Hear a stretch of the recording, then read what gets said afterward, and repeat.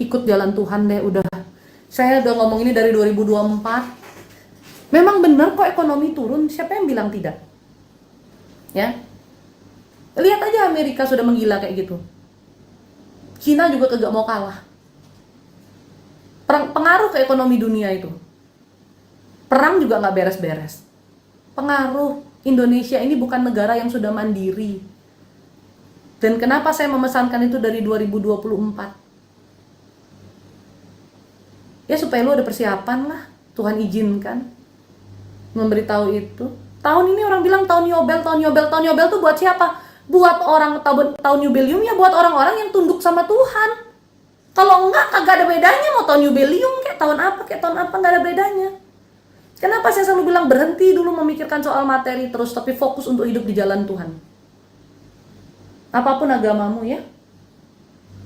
Saya di sini tidak pernah berbicara tentang satu agama. Anda jangan lihat agama saya, ambil apa hikmat yang bisa dipetik. Saya bukan peramal. Itu juga yang harus Anda ingat. Saya bukan peramal. Saya bukan dukun.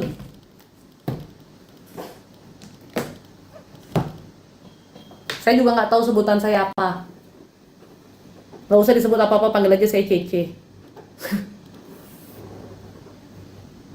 Saya hanya mengajak Anda untuk lebih sungguh-sungguh di jalan Tuhan.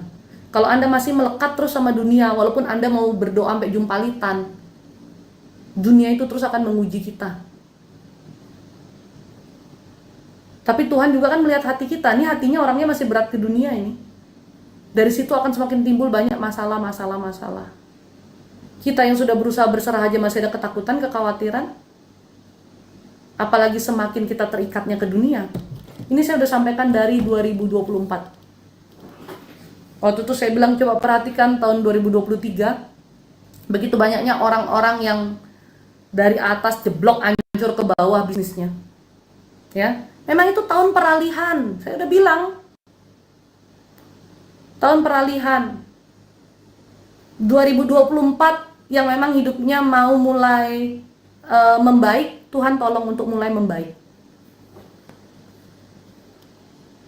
Ada jalan lah setidaknya gitu loh. Bukan yang udah juspleng gitu ya. Ada mulai berjalan kehidupannya.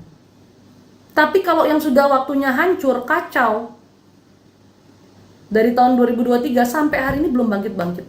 Apalagi kalau nggak mau bertobat.